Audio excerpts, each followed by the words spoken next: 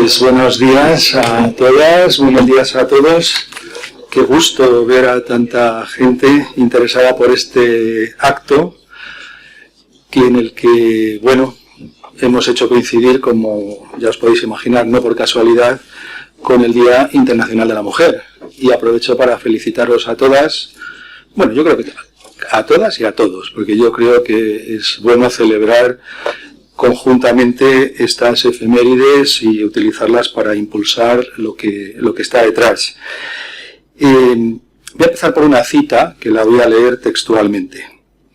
El 8 de marzo es una fecha simbólica para reflexionar sobre una sociedad en la que los hombres y las mujeres tengan las mismas posibilidades de ganarse la vida, de tener una existencia independiente, en la que el cuidado de los hijos, de los incapacitados y de los ancianos sea responsabilidad social y se asuma como trabajo compartido, en la que los hombres no sean los protagonistas y las mujeres las comparsas.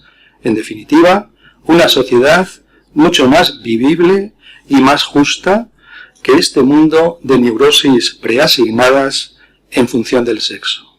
Bueno, esto fue escrito en 1989 en un artículo de opinión del País. ¿Y qué capacidad visionaria tenía quien lo hizo? Pues no fue otra que la mujer que me acompaña, que es, todos la conocéis, Carmen Martínez Ten, que en aquel momento era directora general del Instituto de la Mujer. Y que todos conocéis, como digo, tuvimos en el Consejo la suerte de que nos honró con su presencia aquí durante muchos años. Creo que ayer me comentabas como 16 o 18, fíjate, se me hicieron cortos. Y entre 2006 y 2012 fue la presidenta del Consejo. Bienvenida a tu casa, Carmen, y gracias por acompañarnos aquí. Yo creo que lo que acabo de leer ya explica muy bien por qué está Carmen aquí, pero aunque no necesite dar explicaciones, pues me voy a extender un poquito más. El motivo, Carmen, por el que estás aquí es porque yo creo que todos te reconocemos como una de esas figuras, aquí pone históricas, pero yo voy a decir importantes, decisivas en el movimiento feminista en España. Y en segundo lugar, porque como presidenta del Consejo en ese periodo que he mencionado, pues diste los primeros pasos para implantar un plan de igualdad en el organismo. O sea, dos hechos fundamentales que explican por qué tenemos la suerte de tenerte aquí. Entonces era de justicia, hoy que damos a conocer nuestro plan de igualdad, pues compartirlo contigo. Como es de justicia también, yo creo, el que invitáramos a otras personas que nos acompañan, como Isabel Mellado, que está aquí por muchos motivos. Isabel es sobradamente conocida, pero fue la primera mujer que fue nombrada directora técnica en el organismo. Ha hecho muchísimas más cosas, pero dentro de su ejercicio en el cargo de directora, tuve la suerte de que compartimos prácticamente todos esos años, tú como directora de seguridad nuclear y yo como protección radiológica. Fue un privilegio, nos peleamos mucho, pero como buenos amigos que somos, ¿no? Y sacamos muchas cosas adelante. Así que yo te agradezco de verdad que fueras una compañera tan estupenda y que de ti aprendiera tantísimas cosas. Bueno, luego vamos a tener una mesa redonda que va a moderar la consejera Pilar Lucio. Te doy las gracias también por tu implicación con todo lo que tiene que ver con el programa o el proyecto de igualdad en el Consejo. Y tendremos representantes de las primeras promociones y también de algunas de las últimas promociones del Cuerpo Superior de Técnicos del Consejo. No los voy a presentar yo porque ese es el honor o el privilegio que te corresponde a ti, Pilar, pero sí que diré que, bueno, pues vamos a tener un panel diverso. Vamos a tener mujeres y hombres, y vamos a tener más jóvenes y menos jóvenes. Así que yo estoy seguro que vamos a aprender muchísimo de lo que nos cuenten desde sus respectivas experiencias, todas y todos ellos. Si me permitís hacer un poquito de historia y dar unas pinceladas de lo que es el plan de igualdad del Consejo, bueno, aunque no me lo permitáis lo voy a decir porque es que me han pedido que lo traslade aquí, puesto que no hay otro momento para presentarlo.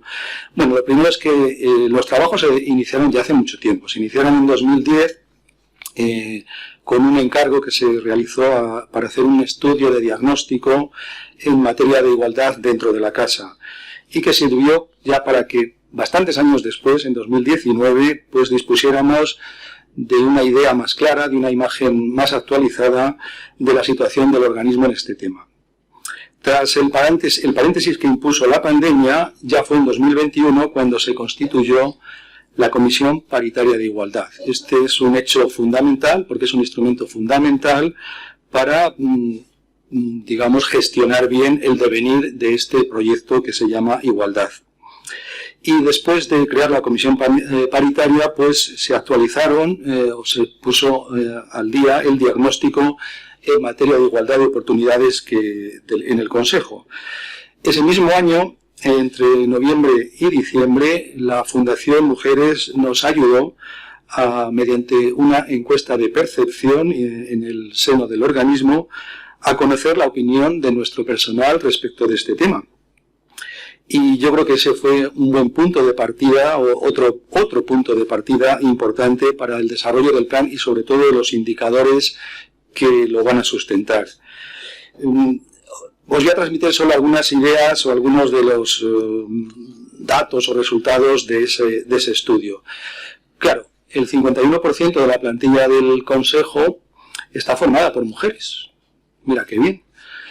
Pero como somos de seguridad nuclear y protección radiológica y esto de la autocomplacencia no nos gusta mucho, pues tengo que decir que este dato puede parecer engañoso. Entonces, detrás hay más cosas. Y hay cosas como que efectivamente se observan algunos desequilibrios entre hombres y mujeres en su presencia en determinadas áreas funcionales, en determinadas categorías profesionales, y, por supuesto, en los diversos niveles de la jerarquía orgánica del Consejo. También nos dice este estudio de percepción que tenemos que continuar en los esfuerzos para garantizar que las responsabilidades familiares no deben suponer una barrera en la carrera profesional. O dicho de otra manera, tenemos que profundizar en todo lo que tiene que ver con la conciliación.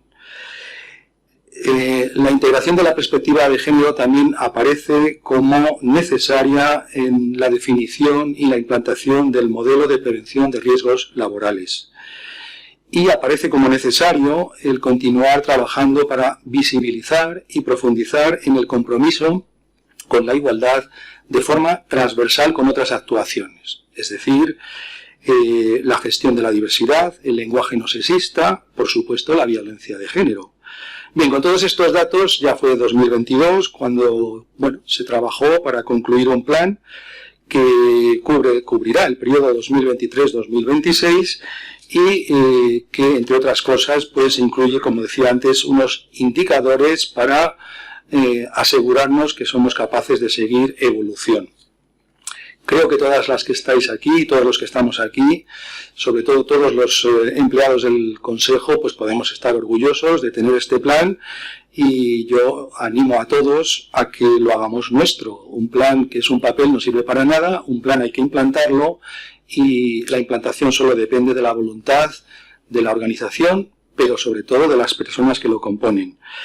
El plan que presentamos tiene diversos objetivos, no voy a decir todos, pero por supuesto fortalecer el compromiso del organismo con la promoción de la igualdad de oportunidades entre mujeres y hombres, cumplir la legislación, faltaría más, y también nuestro mandato de plan estratégico, y por supuesto implementarlo de forma efectiva como un modelo central y transversal en la gestión de la organización. Dicho de otra manera, el plan tiene que implantarse de una forma natural, aparezca como parte de nuestro día a día, de nuestro quehacer diario. El plan se sustenta en 5 áreas de actuación, que no os voy a leer, no os preocupéis, porque tenéis la suerte de, habéis recibido este folleto, creo, a la entrada, y el plan está accesible en nuestra página web. Yo os invito, desde luego, a los empleados del Consejo a que lo lean, pero a todos los demás. Y si tenéis alguna sugerencia, pues nosotros siempre tenemos ese espíritu de mejora que pues estaríamos dispuestos a implementar. Aunque se aprobó formalmente en enero, lo cierto es que no es que antes no hiciéramos nada. Y entonces voy a decir un par de cosas en las que estamos muy orgullosos de participar. Por ejemplo, en el seno del Organismo Internacional de la Energía Atómica, dentro del International Gender Champions, hay un grupo que se creó hace unos años, que es el Impact Group, que es un grupo que reúne a los organismos reguladores de hasta ahora 16 países. Fuimos pioneros en unirnos a este grupo. En este momento está liderado por la presidenta del regulador canadiense y es un grupo muy activo en el que, pues nos invitan afortunadamente a participar. Pilar, yo soy formalmente el representante del Consejo en el grupo y Pilar me ayuda a desplegar o a presentar nuestros proyectos allí y aprender también de lo que otros países que van muy adelante en este ámbito, pues nos pueden enseñar. Recientemente has estado invitada por la Embajada de España en una reunión de lo que se denomina en español el Grupo de Amigos de las Mujeres en el Sector Nuclear. Y esto en Viena pues es una cosa muy transversal, muy importante, porque involucra sobre todo al ámbito diplomático, que es el que luego pone los recursos a las organizaciones que tienen que hacer muchas cosas, incluida el preocuparse por la igualdad. También estamos orgullosos de integrar el Task Group on Improving the Gender Balance en el sector nuclear, que es de un grupo de la Agencia de Energía Nuclear de la OCDE. Tiene muchas misiones, pero destaco que pretende desarrollar o animar a desarrollar líderes mujeres en el sector nuclear. Y esto plantea que a partir de ello pues se puede asegurar que las organizaciones van a ser más robustas, más diversas y sostenibles. Y yo, como hice el otro día cuando lo presentamos internamente, diré que también serán más seguras. Precisamente este grupo de trabajo pues acaba de publicar el informe, aquí me han traducido equilibrio, pero yo creo que se trataría de igualdad de género en el sector nuclear. Es un informe que está basado en datos recopilados de más de 8.000 mujeres que trabajan en este sector en 32 países, muchos datos más, y voy a dar solo algunas de los resultados, ¿no?, que apunta, yo diría que confirma el informe. Tan solo el 24,9%, es decir, menos del 25% de la fuerza laboral del sector nuclear en los países de la OCDE son mujeres. Existe una, como ya sabíamos, pobre representación de mujeres en la alta gerencia y en los niveles ejecutivos de los organismos nucleares. Están por debajo del 20%. Existe un escalón salarial entre mujeres y hombres. Seguramente no es el más acusado en comparación con otros sectores, pero existe. Y esto porque solo aquí comparan los datos limitados a 12 países que seguramente son los mejores en esto. O sea que si ponen todos, la cosa sería un poquito peor. Y luego casi la mitad de las mujeres encuestadas pues dicen que han experimentado o que han oído hablar a sus compañeras de hostilidad en el lugar de trabajo, o dicho de otra manera, incluso acoso sexual. Confirma también que el aumento de la flexibilidad profesional y el desarrollo pues efectivamente son soluciones que se deben implantar para equilibrar las responsabilidades profesionales y familiares y aumentar las oportunidades de igualdad. Y finalmente, la mayoría de las mujeres encuestadas transmite que le gustaría animar a otras mujeres a seguir un itinerario profesional en este sector. Yo me sumo a esto último. Estáis todas animadas a que animéis a vuestras colegas, amigas o familiares a que nos ayuden a incrementar esa contribución de la otra mitad de la humanidad o de las españolas profesionales en este ámbito. Bueno, aquí tenemos referentes como Marie Sklodowska-Curie, Lisa Meitner, Chin Xiong-Wu, Catherine Wei, que como digo fueron pioneras en ciencia, en tecnologías nucleares, pero lo cierto es que hay otras mujeres, aunque solo representen ese 20 o 24,9%, que están trabajando en todo el mundo y continúan contribuyendo a aspectos de la energía nuclear, pero también de la ciencia en general. Lo que pasa es que están, en muchos casos, invisibilizadas.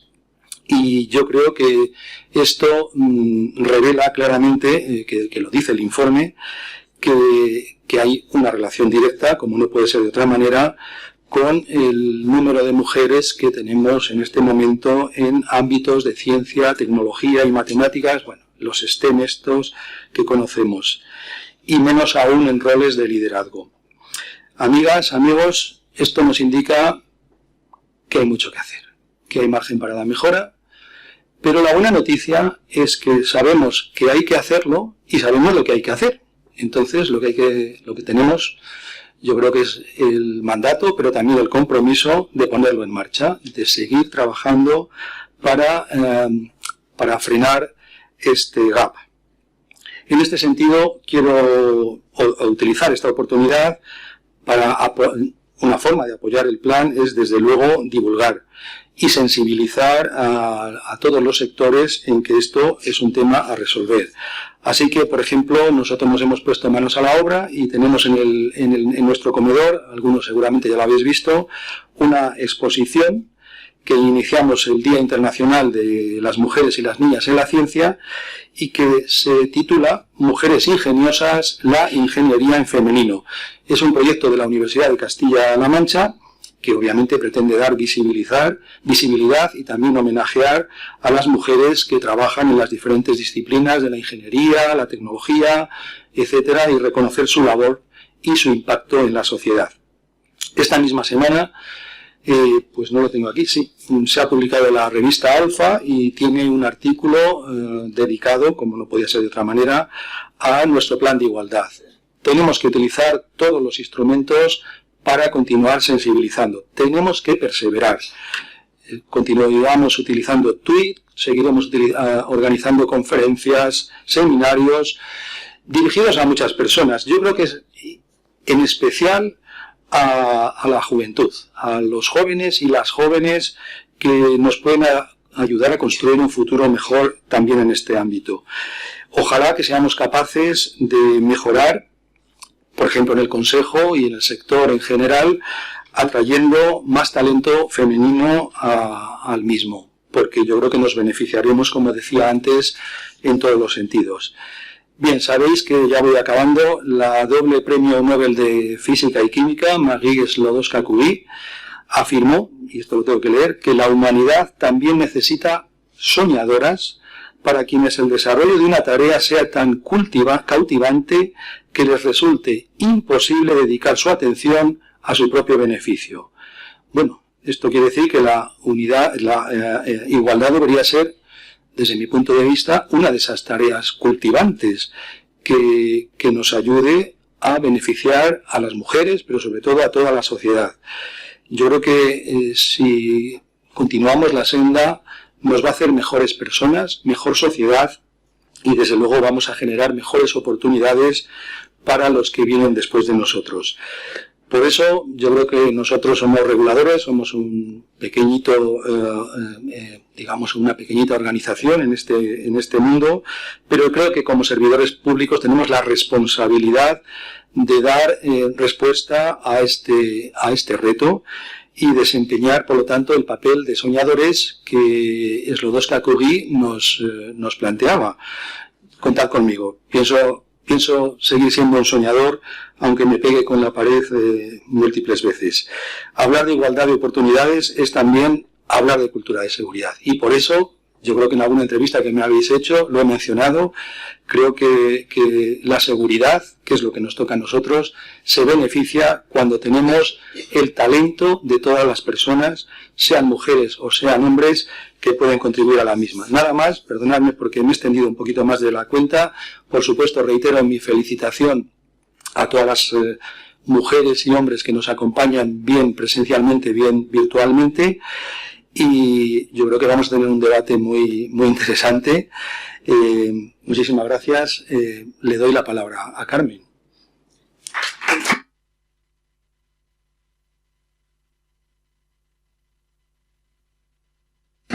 Pues muchísimas gracias al presidente del Consejo de Seguridad Nuclear, Juan Carlos Lentijo, al Consejo por invitarme a la presentación de este plan. Como él ha dicho, yo es que pasé muchos años en esta casa, o sea, 18 años, que es tiempo en diferentes niveles de responsabilidad, y pues tengo mucho afecto por el organismo y por muchas de las personas que trabajan en el organismo, porque ahora cuando me enseñaba a Pilar la exposición en la cafetería, la que has mencionado, y bueno, pues te cruzas con amigos y amigas con los que has compartido pues muchos momentos buenos, momentos difíciles. Hablando con alguna de ellas, me acordaba del 11 de marzo de 2011, que fue el accidente nuclear de Fukushima, que a partir de ahí nos pasamos encerrados en la sala de emergencia, yo creo que los 3 meses siguientes, ¿no? Bueno, pues ver otra vez la fachada del Consejo a mí me produce afecto. Aparte que tengo también mucho respeto por la función del Consejo como responsable de la protección en seguridad nuclear y protección radiológica, ¿no? Y creo que su misión como regulador es muy importante socialmente. Entonces, lo primero, eso, agradecer. Luego también felicitar, porque no solamente porque los planes de igualdad o el plan de igualdad tienen que ver también con imperativos legales, o sea, desde la ley de 2007 de igualdad, bueno, el Estatuto de Empleado Básico, pero también acaba de salir digamos, obligación para planes de igualdad en la Administración General del Estado en el año 2021, pero también el propio Consejo tiene, digamos, compromisos consigo mismo, porque está en el Estatuto de 2010, está en el plan estratégico que habéis aprobado. Bueno, pero más allá de todo eso, yo creo que además los planes de igualdad, el plan de igualdad, son herramientas inteligentes para gestionar los recursos humanos, para aprovechar el talento, para aprovechar, digamos, las capacidades de las personas que trabajan en el organismo, ¿no? Yo creo que, además de una política de justicia, pues es una política inteligente de recursos humanos. Y eso lo he creído siempre porque además yo tenía un presidente del Consejo de Seguridad Nuclear, Juan Manuel Quindelán, que decía: los hombres inteligentes apoyan a las mujeres. Y era una cosa que él decía que es que funcionaba, ¿no? Entonces, bueno, por eso, felicitaciones, porque yo creo que es una herramienta. Es muy importante que tenga el apoyo de la dirección y Juan Carlos ha verbalizado ese apoyo. Estoy buscando al secretario general, que también en esto es la gerencia y es muy importante, y el consejo, ¿no? Las consejeras, los consejeros. Bueno, la presidencia, cuando fue presidenta del consejo, yo era la única mujer y la más joven. En realidad había habido antes otra presidenta y las composiciones del consejo han variado, pero en mi época era yo sola. Pero tuve la oportunidad de nombrar a la primera secretaria general del Consejo Mujer y a la primera directora general de Seguridad Nuclear, que aquí está sentada, Isabel Mellado, y a la que recuerdo con muchísimo afecto y me alegro mucho de volver a ver hoy. El director general de Protección Radiológica era el presidente Juan Carlos Lentijo, y entonces pues como ha dicho Juan Carlos, se creó la primera comisión, o sea, constituyó la Comisión Paritaria de Igualdad y se hizo el primer estudio de situación, el diagnóstico de situación. Ahora, leyendo el plan, que además está editado muy bonito y me encanta la portada, porque es como lo de, ¿no?, hombres y mujeres, pues diferentes pero iguales, pues viendo un poco los datos, como ha dicho Juan Carlos, números hay una paridad, ha variado poco desde el diagnóstico del 19, se ha incrementado un poquito el número de mujeres, poquito, y resulta que es que ahora el Consejo tiene una composición por sexos exactamente igual que la sociedad española, es calcao. O sea, en distribución por sexos, un 51 y un 49.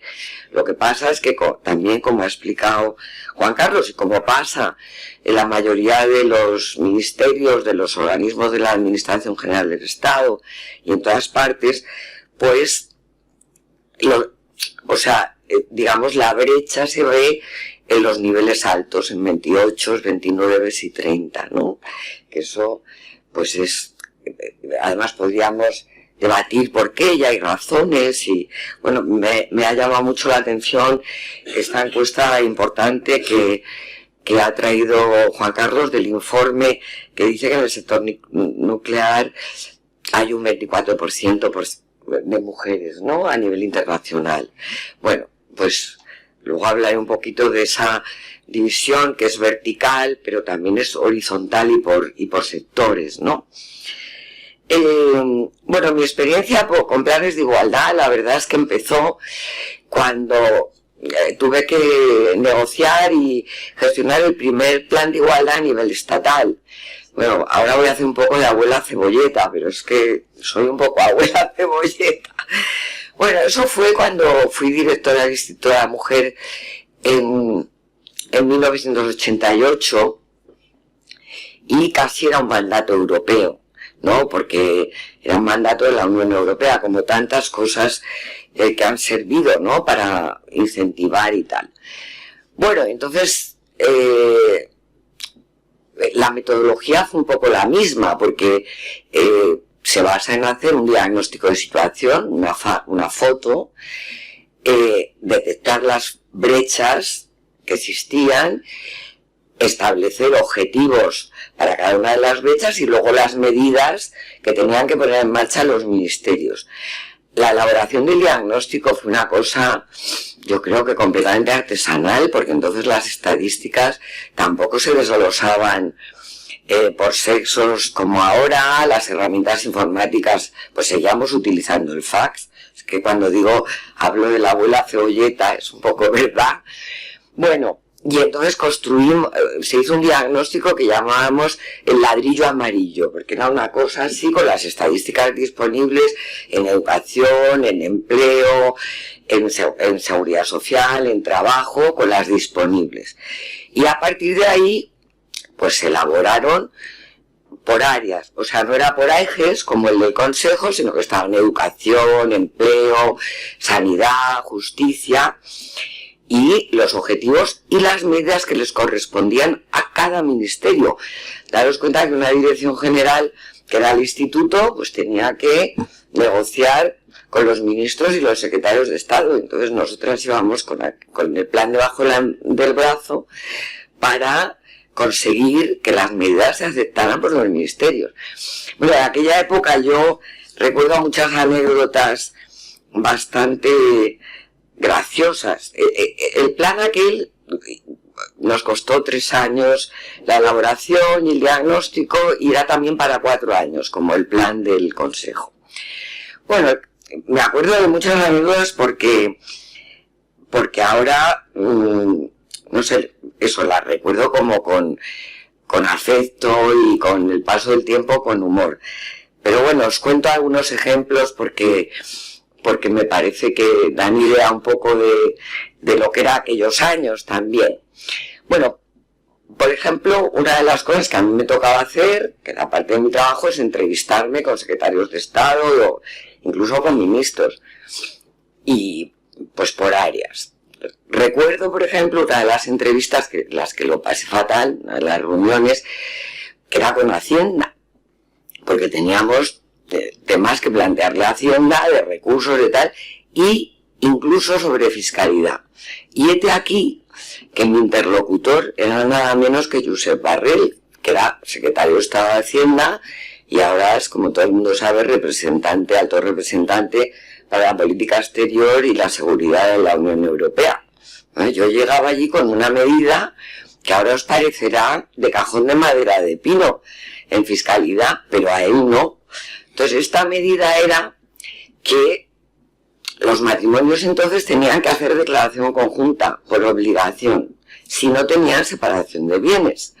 Entonces mi obligación era convencer al secretario de Estado que eso desincentivaba el trabajo de las mujeres, porque como las mujeres tenían sueldos más cortos, si se sumaban a los rendimientos del marido, saltaban los tramos, se incrementaba lo que tenían que pagar a Hacienda y eso desincentivaba el trabajo de las mujeres.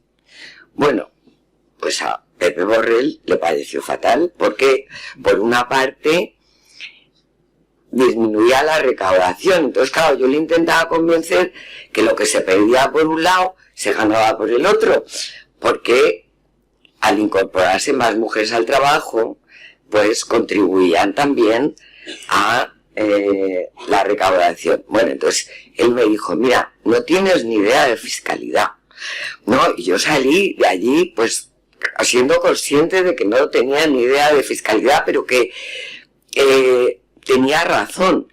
Y esa medida se aprobó. Y ahora seguramente a cualquiera de nosotras o de nosotros nos parecería absurdo que nos obligaran a hacer tributación conjunta, ¿no? Diríamos. Pero entonces parecía, o sea, una cosa completamente fuera de lugar. Recuerdo, por ejemplo, también con justicia teníamos muchas medidas, porque entonces estaba empezando a hablar de violencia machista, ¿no? Entonces no se contabilizaban los asesinatos de mujeres, estaban en un limbo de crímenes pasionales, de crímenes, o sea, no, entonces, bueno, ahí había tal, pero bueno, también había medidas concretas. Entonces, otra de las medidas que me acuerdo también que fue un debate muy escabroso, fue que nosotras pedíamos que en casos de separación y divorcio, cuando hubiera sentencia firme, el impago de la pensión de alimentos a los hijos por parte del progenitor que tuviera que hacerlo, si era continuado en el tiempo y el progenitor tenía medios, se consideraba un delito. Bueno, entonces el ministro era Enrique Múgica y su jefe de gabinete se estaba divorciando. Una persona excelente, por otros motivos. O sea, estupenda. Bueno, y también dijo, bueno, es que estáis completamente locas y esto es una locura malaya y esto no se va a aprobar. Y no se aprobó. En aquel plan eso no se aprobó. Ahora, años después se aprobó, ¿no? Pero no pasó. Defensa, pues tampoco os lo queréis creer, pero en 1988 estaba vetada la entrada de las mujeres a las fuerzas y cuerpos de seguridad del Estado. O sea, no podía haber mujeres en el ejército ni en la Guardia Civil. Y bueno, como antes no pudo haber juezas o magistradas, pero en el 88 tal. Bueno, entonces el ministro sí quería, porque formaba parte también de un plan de modernización del ejército, de acercamiento a los modelos europeos, pero había que hablar con los generales. Y los generales, pues, veían todo tipo de problemas de intendencia, de infraestructura, de normativa, de costumbre, de tal. Bueno, pero al final esa medida también se aprobó. Yo me acuerdo que tuve la alegría de recibir a las 2 primeras cadetes mujeres en la Academia Militar de Zaragoza, que entraban allí las dos, las pobres, rodeadas de 800 señores que las miraban fijamente. Bueno, pero ahora nos parece completamente normal. De hecho, yo creo que muchísimas series de estas de las plataformas son mujeres policías, mujeres guardias civiles, hay protagonistas. En un escritor que, ¿cómo se llama? El escritor que viene además de nuestro sector, ¿te acuerdas? Sí. El de el guardia civil. No saldrá. Esto es un problema del paso. Yo digo que es de mi Alzheimer. Bueno, pues la coprotagonista es una mujer guardia civil, ¿no? O sea que... pero entonces se consideraba pues tal. Bueno, me acuerdo de muchísimas más. Con el Ministerio de Sanidad, por ejemplo, las medidas eran para incentivar el uso de la anticoncepción, para prevenir las enfermedades de transmisión sexual y los embarazos no deseados. Entonces hicimos una campaña que se llamaba Póntelo, Pónselo. Los más viejos del lugar se acordarán que, bueno, tenía la doble misión de evitar embarazos no deseados, pero también las enfermedades de transmisión sexual, porque entonces estábamos con una punta de SIDA, de VIH. Bueno, se montó allí un pollo. Yo hablo un poco ya en coloquial porque como estoy jubilada. Entonces se montó un escándalo tremendo. Bueno, yo me alegro que entonces no hubiera Twitter, ni Facebook, ni todas estas herramientas sociales, porque prácticamente nos colgaron con una pica, ¿no? Tal. Y sin embargo eso, pues ahora... entender que hay que prevenir las enfermedades de transmisión. Bueno, el argumento además es que estábamos promoviendo pues la concupiscencia, el desorden sexual, bueno, todo esto, ¿no? Pero ahora pues esto es una cosa. Bueno, entonces de aquella experiencia yo saco pues algunas conclusiones, ¿no? Por una parte, que medidas que entonces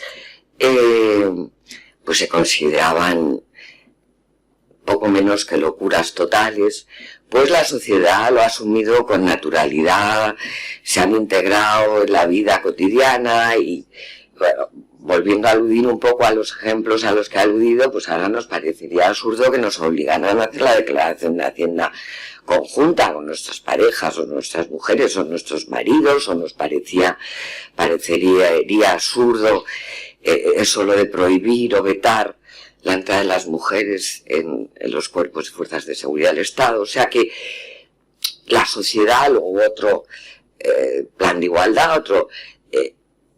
pero ha habido esa evolución y de hecho yo creo que si comparamos con la generación de mi madre, ¿no? y la que puede ser mi hija, pues el salto ha sido... muy importante, ¿no? Muy, muy importante. La otra también conclusión es que, bueno, después de aquel primer plan de igualdad estatal que, bueno, medidas se cumplieron, otras se quedaron en el tintero y hay que seguir trabajando, ahora hablaré un poco de eso, pero se repicó, digamos, esta metodología de los planes de igualdad en comunidades autónomas, en ayuntamientos, después de la Ley de Igualdad de 2007. Los planes de igualdad son obligatorios en las empresas que tienen a partir de, mira, lo está diciendo Matilde, me está soplando, que también es una amiga de aquella época, a partir de un determinado número de trabajadores y trabajadoras, y también en los organismos del Estado, ¿no? en la administración. Porque yo creo que efectivamente una forma de hacer política con diagnóstico, estrategias, objetivos, compromisos y lo que es muy importante también, evaluación, porque una cosa que yo...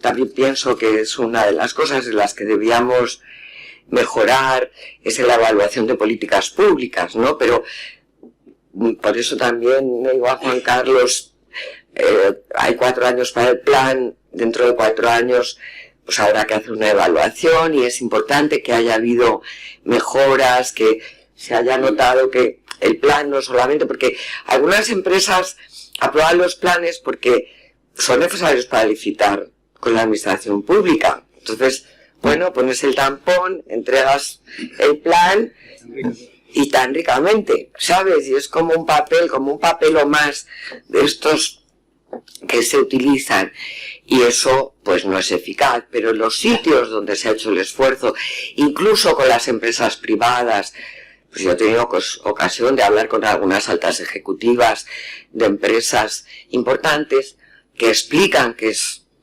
importante hacerlo y que es una herramienta buena de gestión de recursos humanos y de captación y de buena utilización del talento, aparte de un tema de justicia. Bueno, naturalmente, a pesar de que yo he hecho este análisis de optimismo respecto al pasado, pues todas las que estáis aquí y todos también, yo creo que sabéis que hay una ingente tarea por delante y que es obvio. Si hablamos, por ejemplo, de desigualdad en el empleo, de brecha salarial, bueno, como me he leído con cariño el plan, pues esto es un tema que está en el plan del Consejo, en el tercer eje, que se habla de igualdad retributiva, que la igualdad retributiva, o sea, la desigualdad se produce naturalmente, si ves el conjunto, por los escalones en los que están las mujeres, también por complementos, también por la forma en que se categorizan los empleos femeninos o feminizados. Pero bueno, este es un tema que en todas las estadísticas se pueden ver, y ahí está el plan del Consejo para analizar complementos, transparencia, desarrollar la carrera profesional, ¿no? Pero otro problema que ha mencionado también Juan Carlos y que yo creo que es uno de los nudos gordianos de la igualdad es el sistema de cuidados. O sea, cómo compatibilizar la vida laboral y la vida familiar. Entonces, bueno, yo oigo todo el rato a mujeres jóvenes que dicen, es que no me da la vida, ¿no? Y ya no solamente en el cuidado de los hijos, porque aquí también hay mujeres mayores y yo misma soy una mujer muy mayor, pero también el cuidado de los mayores, de las personas dependientes, ¿no? Ahí hay una carrera desigual, porque ahí digamos que las responsabilidades, pese a que ha habido adelantos y que se ha mejorado el tema de los permisos por maternidad y paternidad, pero la cultura pesa muchísimo y es muy difícil cambiarlo, ¿no? Y entonces, bueno, pues ahí también el plan lo recoge, está en el cuarto eje del plan del Consejo, hablando de que vais a hacer una encuesta, que hay herramientas que se pueden utilizar como el teletrabajo, que hay instrumentos, ¿no?, para ayudar, porque claro, por una parte se dice la población está envejeciendo, las mujeres tienen que tener, tenemos que tener más niños, más niñas, pero hay que resolver también y hay que entender los problemas de la conciliación, que, digamos, en niveles económicos superiores son difíciles, pero más fáciles, pero a otros niveles pues son muy, muy difíciles, ¿no? Entonces, eso también está en el plan de igualdad del Consejo, el tema de la conciliación.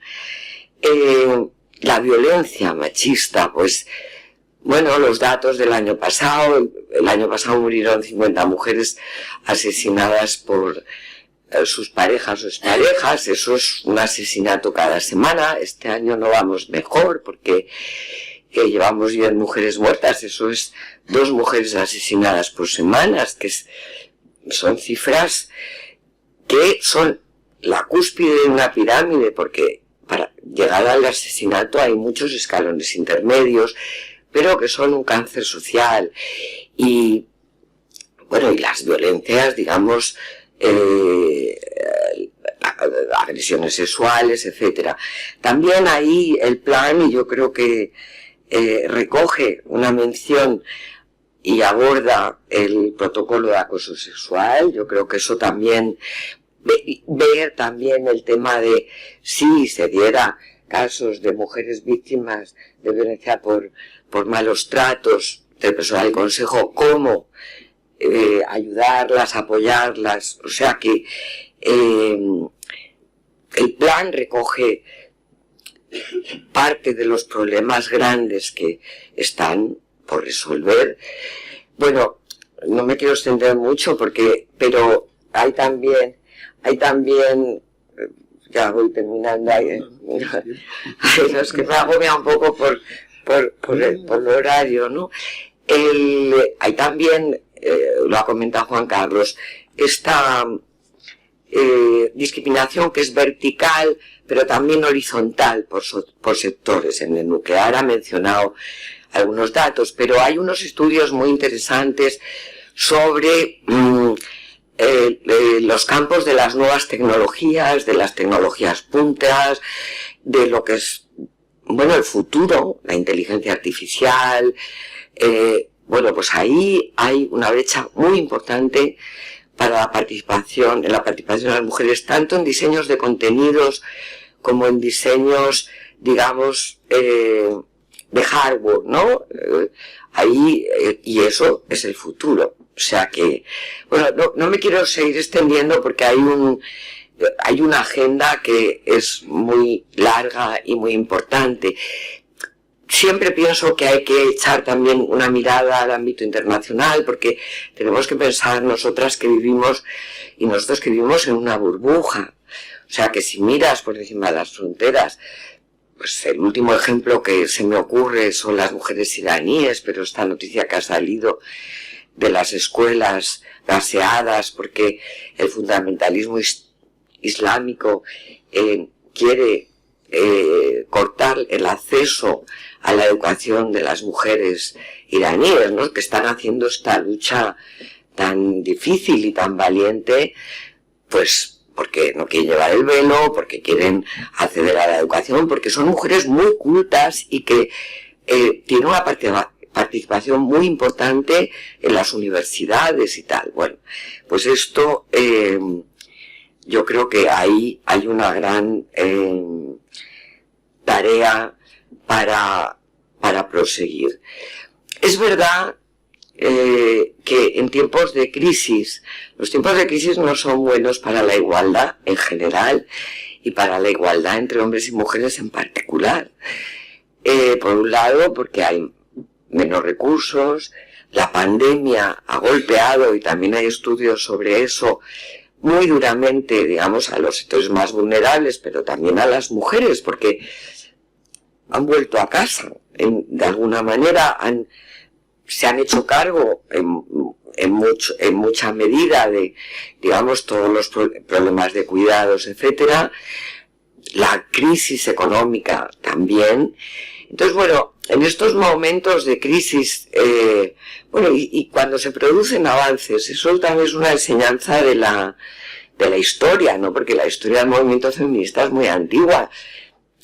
Se dice que empieza con el sufragismo, pero empieza mucho antes con la lucha por el derecho a la educación, ¿no? De las niñas, que las niñas se eduquen. Bueno, pues ahí ha habido siempre, cada vez que hay un avance, hay una resistencia, ¿no?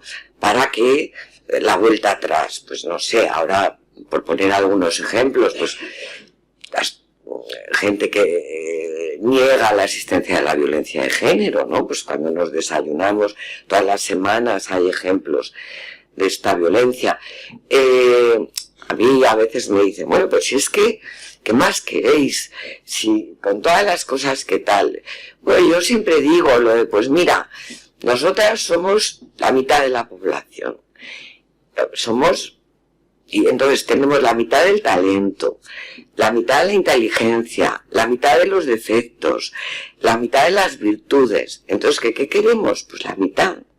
O sea, todo eso, ¿sabes? O sea, queremos participar con vosotros en, se dice, la mitad del cielo y la mitad de la tierra, ¿no? Y además para eso nos tenéis que ayudar, los hombres, ¿no? Los hombres sensibles, que entienden, que apoyan, etc. Bueno, entonces, por todas estas razones y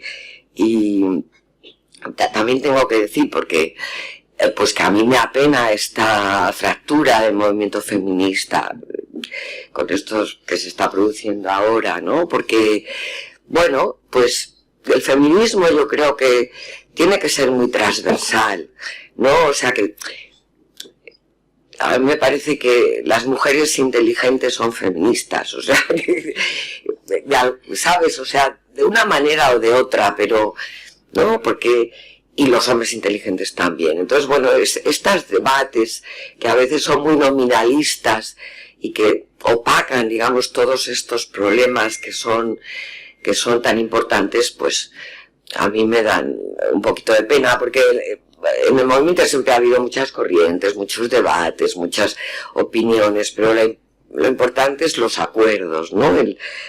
Los mínimos los comunes denominadores en los que hay tantos acuerdos. Bueno, entonces, por todas estas razones vuelvo a felicitar al Consejo por el plan, a dar las gracias a Juan Carlos y, bueno, a desearos que, como en otras cosas, que yo creo que el Consejo ha sido pionero, ¿no? En cosas, yo creo que, como dice Juan Carlos, esto de ser adanista es muy malo y ya estabais haciendo cosas y se estaban haciendo intentos, pues también incluso con los temas del lenguaje, para cuidar el lenguaje, que parece una tontería, pero el lenguaje también es fundamental. Yo lo de las, niños, niñas, me parece un aburrimiento, pero hay terminología neutra que se puede utilizar. Bueno, pues con esta presencia del Consejo en las plataformas internacionales que están promoviendo la igualdad y nada, desearos, felicitaros y desearos que empujéis con fuerza. Otra vez miro al secretario general, que se hagan evaluaciones, que se haga la encuesta y que sigáis avanzando y peleando, porque es un escalón. Son escalones difíciles, pero que hay que ir cerrando. Así que nada más y muchas gracias.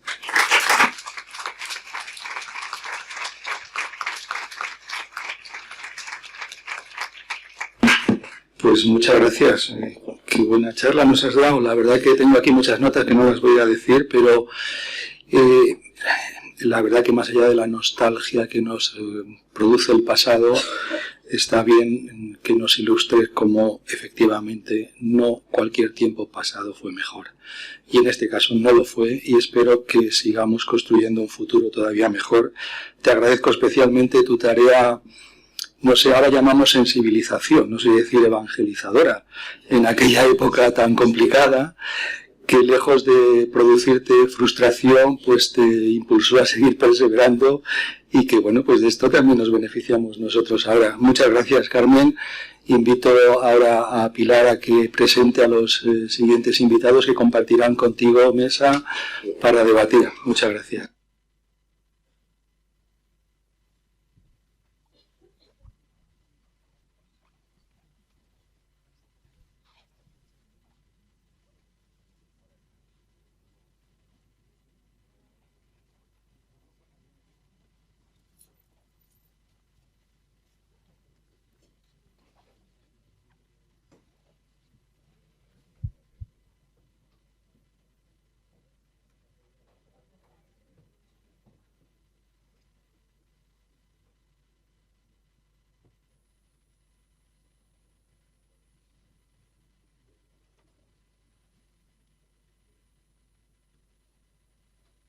Pues comenzamos porque llevamos con un poquito de apuro de tiempo, pero ha sido tan interesante, Carmen, todo lo que nos has contado, que me parece que merecía mucho la pena dedicarle todo el tiempo del mundo, porque si es cierto algo es que todavía todos estamos rodeados de personas que piensan que ya está todo hecho y como que de vez en cuando está bien recordar que partimos de muy abajo y que todavía queda mucho por hacer, y cuando lo contemos dentro de 10 años nos seguirá pareciendo imposible algunas de las cosas que se hayan conseguido, y espero que en esa línea sigamos trabajando. Tengo que agradecer a Carmen Martínez Ten, como presidenta que fue del Consejo de Seguridad Nuclear, el haber tenido la determinación y la convicción, Carmen, que no sé si estás de acuerdo conmigo, que es lo único que mueve montañas, que realmente produce transformaciones significativas, el tener convicción y el tener determinación a la hora de abordar cualquier empresa que uno se proponga. Conseguiste incorporar en la modificación del Estatuto del Consejo de Seguridad Nuclear la elaboración de un plan propio del Consejo. Y bueno, pues simplemente darte las gracias porque ahí pudimos tirar de ese hilo para que a día de hoy podamos estar presentando el primer plan de igualdad del Consejo de Seguridad Nuclear. Tengo que agradecer a la Comisión Paritaria por su implicación desde el primer momento y también su convicción de que el Consejo tenía que tener este plan. Y bueno, también agradecer a todas las personas que habéis querido compartir con nosotros esta puesta de largo del primer plan del Consejo. Como ha dicho el presidente Juan Carlos Lentejo,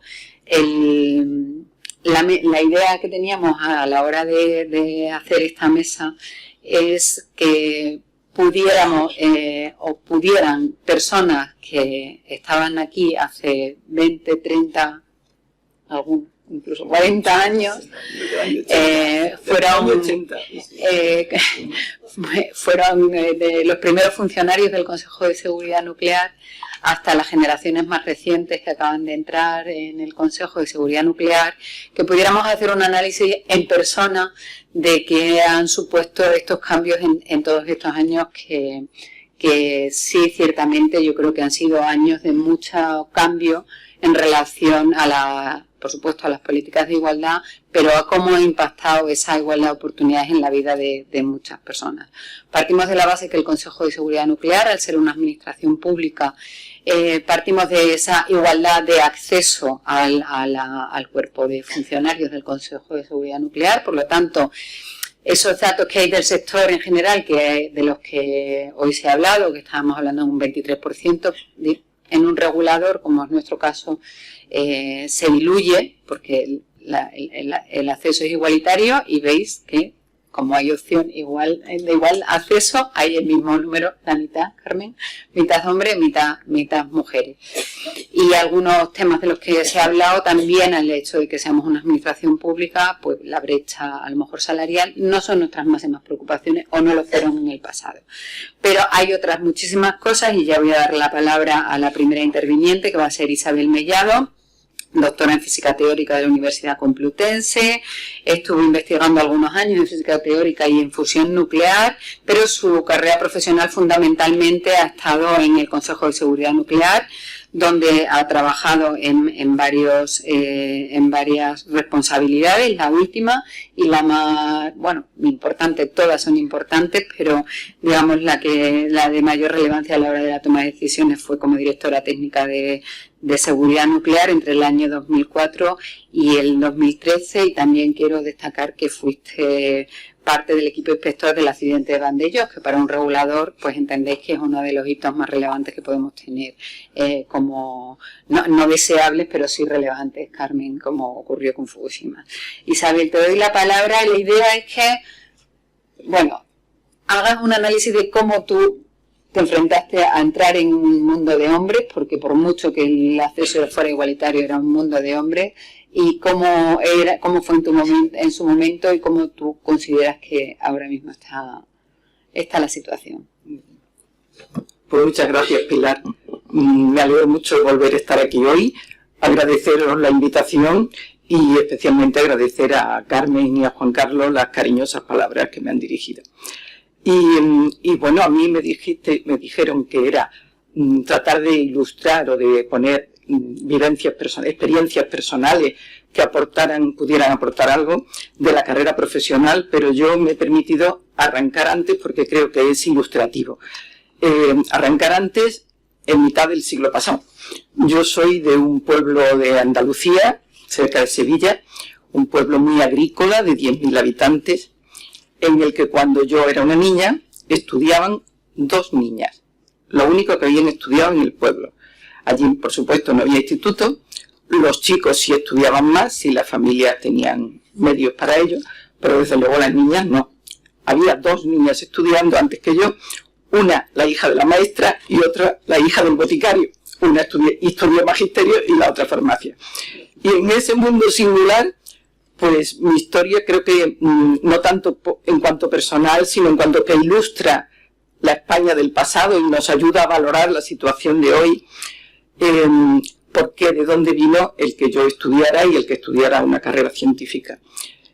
Mi padre fue uno de esos niños que él de por sí tampoco podía haber estudiado, porque su padre era maestro albañil, pero cuando vino la República, el ayuntamiento del pueblo decidió dotar 3 becas para niños que estudiaran del pueblo y le encargó al maestro que que propusiera candidatos. Pues uno de los niños fue mi padre. Y además no solo dieron la beca, en aquel momento el ayuntamiento decidió dónde tenían que ir a estudiar.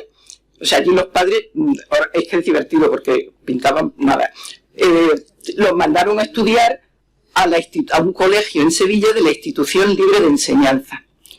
Y allí mi padre aprendió, y yo diría no aprendió, interiorizó, que las mujeres podían estudiar y podían ejercer una carrera profesional igual que los hombres.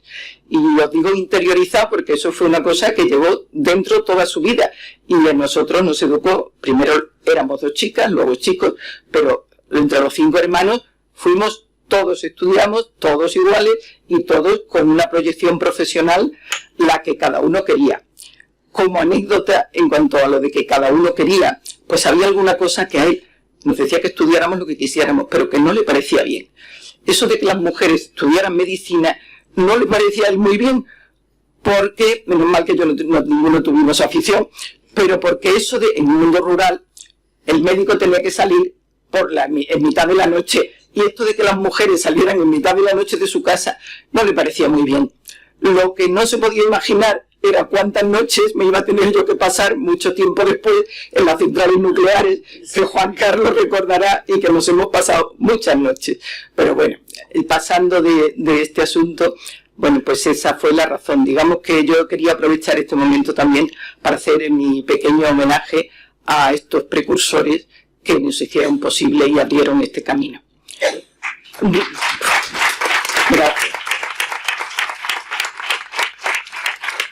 Avanzando en el tiempo, mi siguiente punto de parada va a ser los primeros años del Consejo de Seguridad Nuclear.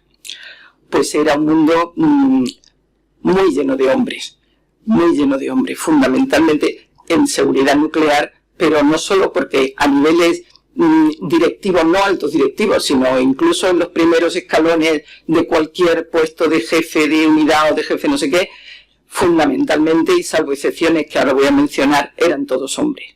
En seguridad nuclear, mayoritariamente todos hombres, excepto Consuelo, que también Consuelo Pérez del Moral, a la que podemos dedicar un recuerdo hoy. Pero en en instalaciones radiactivas y protección radiológica también. Y lo que era muy llamativo, pensándolo ahora, o sea, en aquel momento, bueno, pues era lo que era. Era que en un grupo que era mayoritariamente femenino, los inspectores eran hombres. Entonces estaba separada la evaluación de la inspección, las mujeres hacían evaluaciones, hacían sus informes, pero cuando había que ir a las instalaciones y hacer las inspecciones, los inspectores eran hombres. Entonces, este era el panorama del Consejo de aquel año. Poco a poco se fue avanzando, se fue haciendo más natural. Creo que la primera inspectora, creo que fue Lola, ¿no? Sí, la primera mujer que fue, luego ya desapareció, desaparecieron estas barreras, ¿no? de hombres y mujeres, pero es una cosa muy llamativa realmente. Avanzando, bueno, también quizá en aquella época hay otra anécdota y que tiene que ver con la conciliación de la vida familiar. Una anécdota directa personal es que cuando nació mi primera hija, yo pedí primero unos meses sin sueldo, pero luego pues me volví a incorporar, pero con la jornada hasta las 3, o sea, la jornada continua, no jornada partida. Pues en aquella situación mis compañeros iban promocionando Y a mí aquello me resultó un poco frustrante y me fui a hablar con el director del consejo de aquel momento. Y me dijo que lo entendía muy bien lo que yo le decía. Y textualmente me dijo, a mí no me importaría, pero los que no lo van a aceptar son tus compañeros. Esto fue, y aquello quedó así. Luego pasó el tiempo y ya está. Luego yo ya, después que me reincorporé a una dedicación plena y he tenido una vida muy satisfactoria profesional en el consejo. Pero esta era la situación del consejo en los primeros, a lo largo de los 80. Y luego ya, pues no, se fueron incorporando, nos fuimos incorporando a diferentes puestos directivos. Lo que sí es verdad es que a nivel de trabajo yo siempre he encontrado respeto y una profesionalidad que no puedo hacer ningún tipo de contar ninguna vivencia personal en que sintiera una discriminación.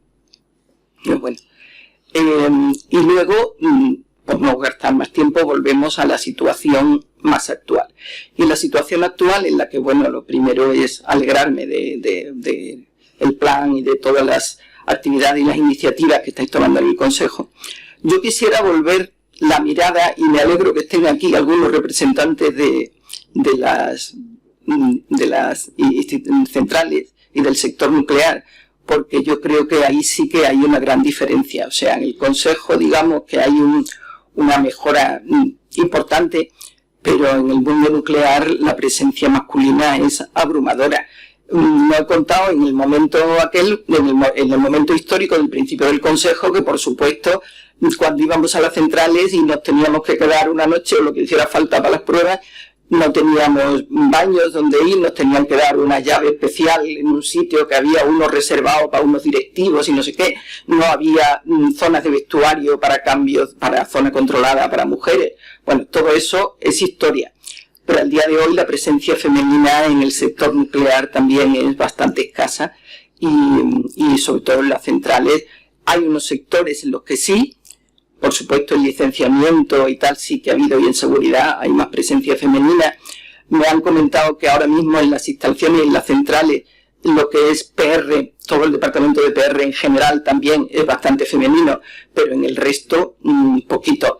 En operación sí que hubo en Garoña una experiencia, no sé si se extendió a las demás centrales o no, pero hay muchos sectores en donde de momento ni están ni se le espera, y me gustaría llamar la atención y bueno, la atención y una llamada a ponerse en movimiento para que esa situación cambie. Yo creo que he debido consumir mis 5 minutos.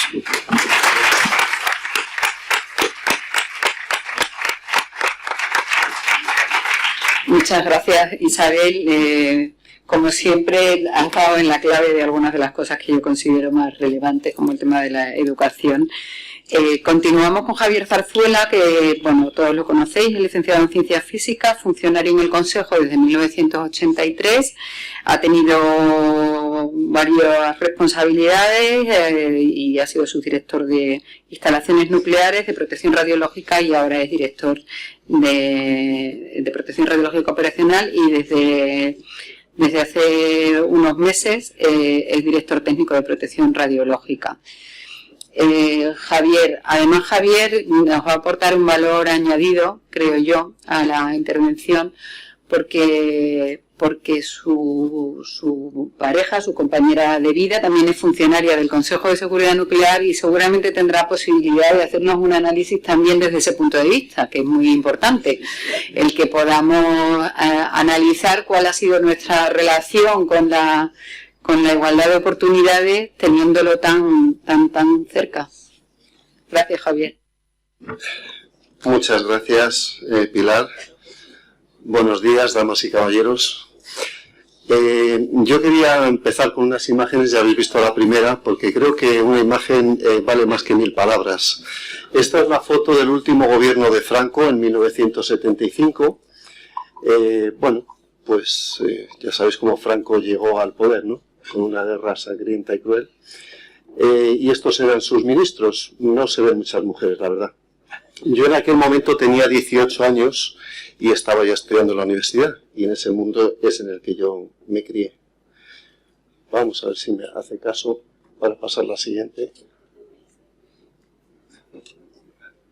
Ahora, bueno, pues después de la transición democrática, el intento de golpe de Estado, etcétera, por fin se consolidó la democracia con un gobierno o con un partido que consiguió 200 diputados y, hombre, esto ya es otra cosa, ¿no? Hay gente que, como veis, ni siquiera, como veis los hay que ni siquiera llevan traje, o sea, esto ya era un tema democrático, moderno y demás.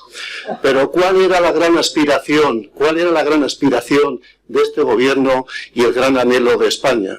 Pues nuestro gran anhelo era entrar en Europa, que era la tierra prometida de libertad y progreso. Y cuando por fin lo conseguimos en 1986, el gobierno europeo, bueno, la Comisión Europea, admitió a 2 comisarios españoles y aquí tenemos, a ver si me hace caso, esto ya es otra cosa. Bueno, pues no quería poner más fotos que estas. Lo que quiero decir con esto es que cuando se tomó la foto de Felipe González y su gobierno, yo ya estaba trabajando en el Consejo. Entonces, que yo en aquel momento viera que todos los que mandaban eran hombres, pues me parecía lo normal. Vamos, y yo creo que de hecho a la mayoría de las mujeres también les parecía normal. Seguro que alguna estaba mosqueada, pero nos parecía normal a todos, ¿no? Bueno, pues la situación fue normalizándose poco a poco. En aquel momento, ya lo ha comentado Isabel, eran todos hombres, yo diría que de jefe de área para arriba, o el equivalente, eran todos hombres. Sí. Y luego, bueno, pues la situación se ha ido normalizando. Yo creo que en los tiempos de la presidenta Carmen Martínez Ten tomó un impulso y la situación ahora, pues yo creo que es bastante mejor. Digo que se está normalizando porque se puede emplear quizá otro término por 2 razones. Es una razón de justicia, obvia y evidente, pero otra también es normalizando porque yo ya lo he dicho alguna vez, en mi experiencia personal, yo llevo ya muchos años siendo aquí jefe, siendo su director, ahora director, y he tenido equipos de todo tipo de gente, de todas las personas, y lo que sí que he observado personalmente, porque yo he estado en equipos que éramos solo hombres. Por ejemplo, cuando yo era inspector residente, solamente, ahora ya hay alguna inspectora, pero éramos solo hombres, y en otros equipos también éramos solo hombres. Y la diferencia cuando entran las mujeres es que el ambiente se hace más profesional, se hace más respetuoso. O sea, digamos, los hombres cuando estamos solos tenemos un pequeño sesgo, no sé si llamarle cuartelario o como, que no es bueno. Profesionalmente hablando, no es bueno. El tipo de chistes que se cuentan, el tipo de bromas, se hace mucho más profesional y mucho más respetuoso. También soy de la opinión de que cuando en un equipo solo hay mujeres, también tienen sus sesgos, y tampoco son buenos. Yo creo que, francamente, los equipos combinados, los equipos mixtos, son más productivos y mejores. Entonces se ha ido normalizando bastante. Si me preguntan cuál es la situación ahora, pues yo diría que ahora la situación es bastante normal.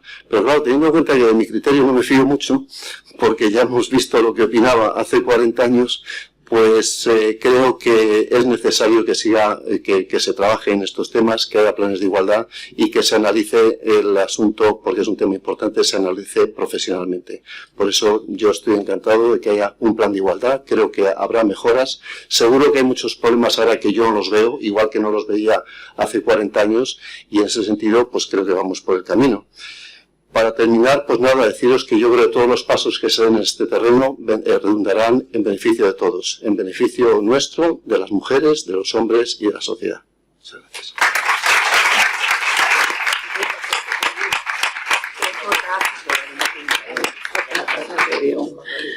Gracias, Javier, por tu aportación. Espero que tengamos luego oportunidad de hablar de lo que te he preguntado en la segunda parte.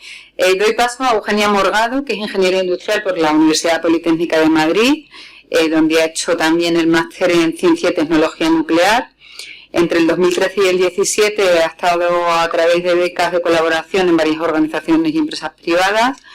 Y desde el 2020 es funcionario del cuerpo técnico, desempeñando su trabajo en el área de APS. Eugenia, cuando quieras.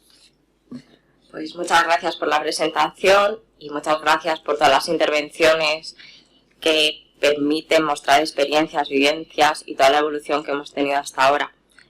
Pero no nos tenemos que olvidar que todavía hay aspectos en los que podemos seguir mejorando, y yo, a través de mis experiencias y observaciones, que en el reducido tiempo profesional que he ejercido en el ámbito, he podido observar. No solo me quiero centrar en el ámbito profesional, sino quiero empezar también en algunos aspectos pues que a lo mejor pasan un poco más de desapercibidos, pero incluso en el ámbito social o académico seguimos observando diferencias.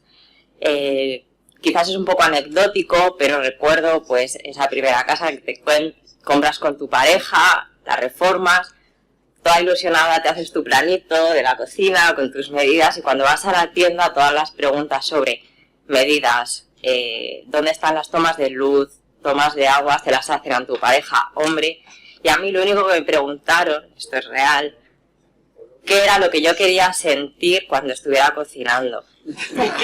Sí, genera risas, pero es un reflejo de que todavía a día de hoy, porque esto no hace tanto, sigue habiendo muchos roles que asumimos a una mujer y no a un hombre. Otras anécdotas, bueno, pues quizás menos risueñas.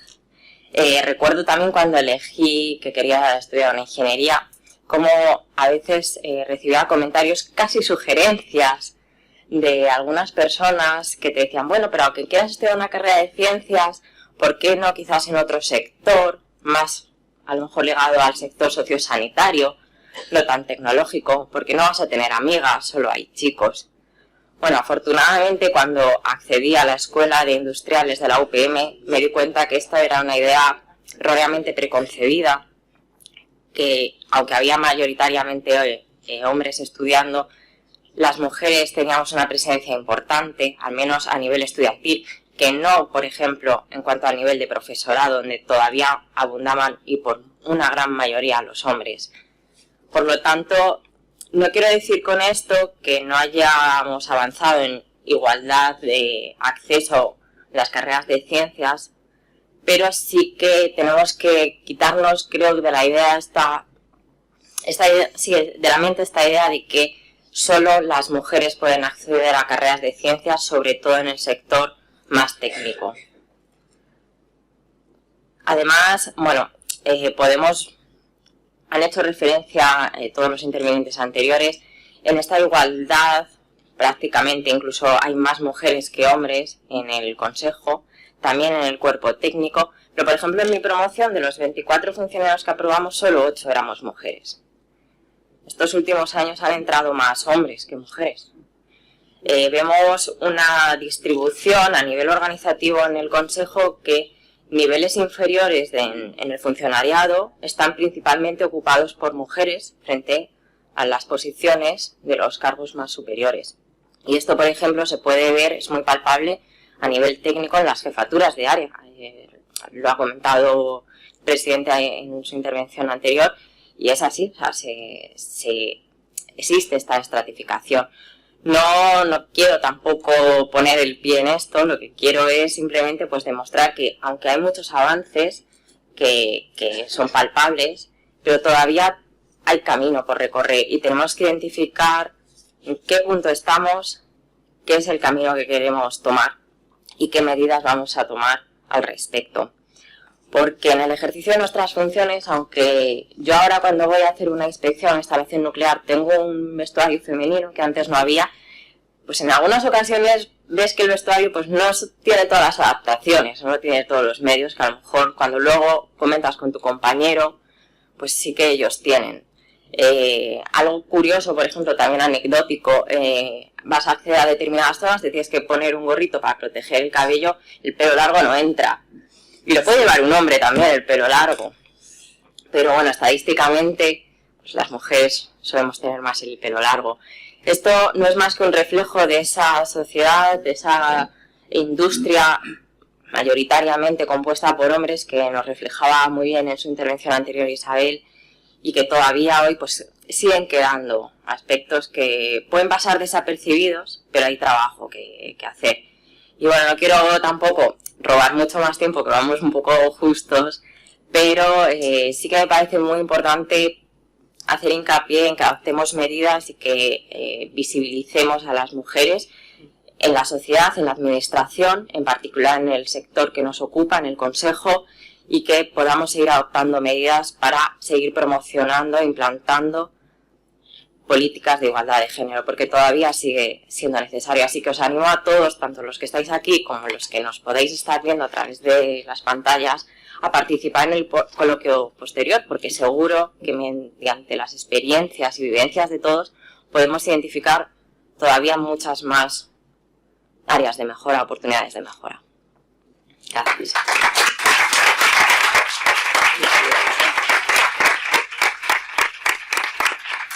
Muchas gracias, Eugenia, y aprovecho para que todo el que quiera ir preguntando vaya pensando en las preguntas, que creo que va a ser muy interesante el coloquio que podamos tener, aunque no tengamos demasiado tiempo, pero un poquito de coloquio sí. Finalmente terminamos con Eneko Zugazagoitia, es ingeniero industrial por la Escuela Técnica Superior de Ingeniería de Bilbao, donde también ha cursado la especialidad en Ingeniería Nuclear, ha realizado el máster de Ciencia y Tecnología Nuclear de la Politécnica de Madrid. Formó parte del grupo de investigación de esa universidad, donde participó en el proyecto CAMP de la NRC, y también desde el año 2020 es funcionario del Consejo de Seguridad Nuclear en el área de transporte de material radiactivo. Cuando quieras, Eneko. Vale, muchas gracias. Bueno, cuando me propusieron participar en este acto, la verdad es que mi primera reacción me condujo a pensar que puedo aportar yo. Al fin y al cabo, este es vuestro día, el día de las mujeres. Y la verdad es que me di cuenta que me puse a pensar en todas las mujeres que han ido pasando por mi vida, las diferentes etapas, y cómo han influido en mí, en cómo me han moldeado y, por extensión, cómo me han conducido a ser la persona que soy. Y la verdad es que me había hecho unas contralíneas bastante largas, porque me parecía que la manera mejor de enfocar mi experiencia con la igualdad era poner luz precisamente sobre todas esas mujeres, y no quería dejarme a ninguna, pero bueno, voy a resumir un poquillo lo que había hecho. Eneko, siéntete libre, que tenemos tiempo todavía. ¿Sí? Sí, tú, bueno, tú lo que hayas preparado no lo cuentas. No, con toda tranquilidad. Bueno, en primer lugar, y como resulta evidente y todos los que estáis aquí lo haréis, hay que reconocer a nuestras madres. Yo quiero reconocer a la mía, porque por circunstancias personales, con la pérdida de su madre y su abuela en el lapso de un año, se tuvo que poner a trabajar siendo una niña, y evidentemente no pudo cursar una educación superior, que es lo que ella siempre había querido. Y posteriormente, ya con los años, cuando yo era un niño y mientras se compatibilizaba la maternidad con trabajar en casa, sí que retomó los estudios, compatibilizando ambas cosas, y de ella, aparte de muchas cosas, una serie de valores muy importantes que extraje de ella fueron el tesón, la constancia y el esfuerzo por alcanzar las metas cuando quieres algo. De esa época de la infancia tengo la suerte de haber acudido a un colegio mixto, y creo que la principal lección que extraigo es una palabra que tenía aquí, que lo comentó Isabel al principio, que es interiorizar. Y tenía notado que me sirvió para interiorizar y naturalizar desde muy pequeño que las capacidades de las personas no dependen de su sexo. Posteriormente, ya en los años universitarios, en una clase de ingeniería de primero, en la que éramos 60 alumnos, de los cuales había 12 chicas y 48 chicos, en todo este periodo universitario me permitió reforzar lo que ya había aprendido de niño, y es que vosotras sois igual de competentes y aptas que la contrapartida masculina, incluso en aquellas disciplinas técnicas que siempre parecía que habían sido reservadas para los hombres. Sigo como ejemplo mis compañeras y mis amigas de la carrera, las que todas ellas a día de hoy han desarrollado carreras profesionales en las que son ampliamente respetadas. Posteriormente me vine a Madrid a cursar el máster en Ingeniería Nuclear, y ahí tuve la suerte de que el proyecto del máster me lo dirigiese una mujer que seguramente muchos conocéis, que es Carolina Ner, que es catedrática emérita en Ingeniería Nuclear, y recuerdo cómo ella me contaba anécdotas de su época en la Junta de Energía Nuclear. Y cuando hablaba con ella y me contaba estas historias, yo sentía la más absoluta de la admiración por ella, y sobre todo por todas esas mujeres pioneras que se incorporaron al sector nuclear en los inicios. Sobre todo porque la sensación que te queda es que seguramente tuvieron que demostrar más que ellos para llegar a las mismas cotas. Y eso, desde luego, me merece el mayor de los respetos. Bueno, ya cayendo ya a la etapa en el Consejo, cuando mi promoción cruzamos las puertas, el número que ha dado Eugenia, la proporción de hombres y mujeres había mejorado respecto a ese 12,48 de la época universitaria y éramos 8 frente a 16. En estos 3 años he tenido la oportunidad de trabajar con un buen número de ellas y voy a dar algunos nombres, espero que luego no se me enfaden. Y en primer lugar, quiero identificar a mis compañeras de área, a Ingracia Rubia y a Victoria Ceña, ya que forman parte del área desde los inicios. Sin su trabajo y sin su esfuerzo y sin su dedicación, la labor del Consejo en la regulación, el control y la inspección de todo el área de transporte de material radiactivo no sería lo mismo. Habiendo llevado la bandera del Consejo siempre con una extrema profesionalidad ahí donde han ido. Y por lo que respecta al día a día, desde el primer momento, siempre me han ayudado en todo lo que he podido necesitar, en cada inspección, en cada proceso de evaluación o curso que he realizado con ellas. Siempre me ha permitido aprender y ser mejor de lo que era. Por la interacción que en mi área tenemos con otras áreas, también quería señalar a mis compañeras del área de residuos de alta, que son Sara y Arantxa, puesto que he tenido la fortuna de poder acudir con ellas a varias inspecciones. Y lo que he visto y he aprendido de ellas es que han demostrado siempre una profesionalidad enorme, una capacidad de liderazgo tremenda, determinación, compromiso, todos valores que creo que son o que ponen en valor el desempeño de las mujeres en todas las áreas, en concreto en el desempeño de la labor en el Consejo. Y sé que me voy a dejar a muchas, pero también quiero recordar a las jefas de proyecto de la subdirección, a nuestra subdirectora, que fue nuestra presidenta de tribunal y que fue determinante en que yo recayese en el área de transporte, a las compañeras de emergencia, a mis compañeras de promoción, que veo que hay algunas aquí. Y, en definitiva, lo que quiero remarcar es que la componente femenina del Consejo, sea cual sea el puesto que ocupe, exhibe un estándar profesional muy elevado, una capacidad de trabajo enorme y una competencia técnica intachable y de más alto de los niveles. Y había algunas conclusiones, pero creo que eso va después. Muchas gracias.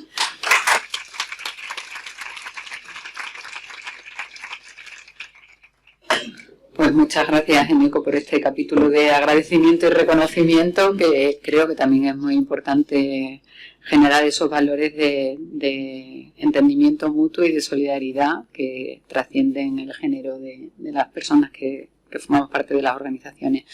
Si os parece, voy a dar la palabra brevemente por si alguien quiere hacer alguna pregunta. No sé quién está al tanto de si hay preguntas online. Online no hay, pues ahí al fondo veo una mano levantada. Si te parece, preséntate. Soy Consuelo de la Secretaría de la SEP. Yo me identifico con la gente que ha tenido que estar en mundos masculinos porque yo mi primera posición fue al cuerpo de matronas de la Guardia Civil, antes de que hubiera mujeres en la Guardia Civil, con lo cual yo sí que me metí de cabeza en un cuerpo totalmente lleno de hombres. Pero eso es el pasado y sin embargo ahora estamos en el presente y en el presente yo estoy viendo aquí en ese organismo que la cosa no se está respetando mucho a las mujeres. Por ejemplo, en los niveles intermedios tenemos un montón de mujeres muy válidas, con muchos méritos, que han peleado mucho para estar donde están, que han promocionado. A mí me costó un montón promocionar porque estaba cuidando de una madre con Alzheimer. Y sin embargo, a la hora de ofrecer los puestos en concurso, se oculta totalmente un puesto 22 para que no podamos pedirlo por méritos porque efectivamente nos lo quedaríamos. No sale publicado en absolutamente ninguna parte y se le adjudica a un hombre que lleva 4 años en la administración. Totalmente sustraído del concurso y totalmente sustraído de cualquier posibilidad de que lo podamos pedir, cualquiera de las que estamos aquí, con muchísimos más méritos que él. Entonces es un poco decepcionante que a día de hoy, o sea, en este año todavía, se nos anden pisoteando los derechos de esa manera, se pisotee la transparencia, se pisotee la igualdad, la publicidad, el mérito y la capacidad, y al final siga privando lo de siempre, que es cuando hay un dedo señalador y adjudicador, se va por un hombre. Y eso es todo lo que quería decir. Muchas gracias.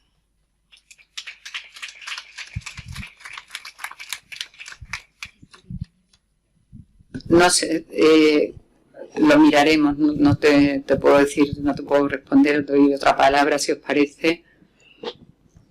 Hola, soy Beatriz, estoy en informática desde hace 30 años y yo lo que quería era compartir una anécdota durante la presidencia de Carmen Martínez Ten.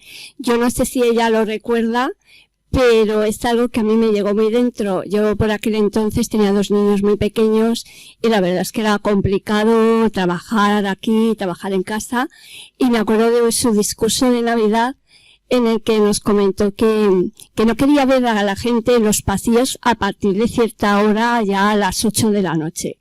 Que todos teníamos en nuestra vida a nuestros hijos, y si no tenemos hijos teníamos gente mayor a la que cuidar y a la que atender. Yo le doy las gracias personalmente por ese discurso, me llegó muy dentro. Creo que para mí fue el comienzo de pensar que efectivamente se podía conciliar las dos cosas y las cosas se tenían que hacer de otra forma. Muchas gracias.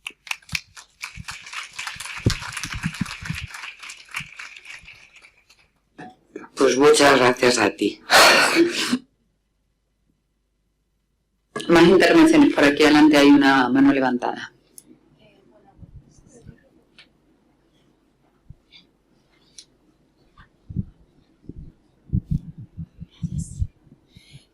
Buenos días. Bueno, muchas gracias por organizar esta jornada. Yo, como presidenta de WIN España, quiero lanzar también unos datos del estudio que hizo WIN España hace 4 años sobre los datos de la presencia de mujer en el sector nuclear. Juan Carlos ha comentado que a nivel internacional es un 24%. Nosotros podemos decir que España tiene un 29% de presencia de mujer en el sector nuclear. Y bueno, lanzo también una lanza de las empresas eléctricas en el que han mejorado considerablemente en la última década. Es cierto que estos números son también propiciados porque pues hay empresas públicas en el sector, en el tanto como CIEMAT, ENRESA, el propio Consejo formaron parte de este informe, en el que sí que la presencia de la mujer es superior, concretamente en CIEMAT y en la investigación española es de un 39%, pero hace que en conjunto pues tengamos unos números superiores a Europa. Luego, el sector es consciente de esta necesidad, y dentro de la Sociedad Nuclear Española está claro que promociona y ayuda dentro de las empresas a que estos números vayan mejorando. Obviamente, la conciliación, como habéis comentado, es uno de los temas más importantes, la corresponsabilidad en las familias, muy importante. Es cierto que hace 20 años en todas las empresas se trabajaba, como bien ha comentado esta compañera, hasta largas horas en las tardes, y estaba mal visto que los padres entonces, y a mí personalmente me pasó con 3 hijos, estaba mal visto que salieran de la oficina antes de las 7 y pico de la tarde. ¿Vale? Entonces, bueno, pues eso es lo que hace que la parte contraria pues no tenga más remedio. Es así, que no tenga más remedio que estar en otros puestos o reducir sus jornadas para, si quieres, una familia. ¿Vale? Entonces, bueno, pues ahí creo que también hemos mejorado mucho. Estos planes de igualdad son muy necesarios. Es muy importante que esta corresponsabilidad sea hacia los dos lados, porque, pues como bien has comentado, Carmen, queremos estar en igualdad de condiciones conjuntamente, porque los equipos, cuando son mixtos, pues son mejores. Eso lo quería comentar.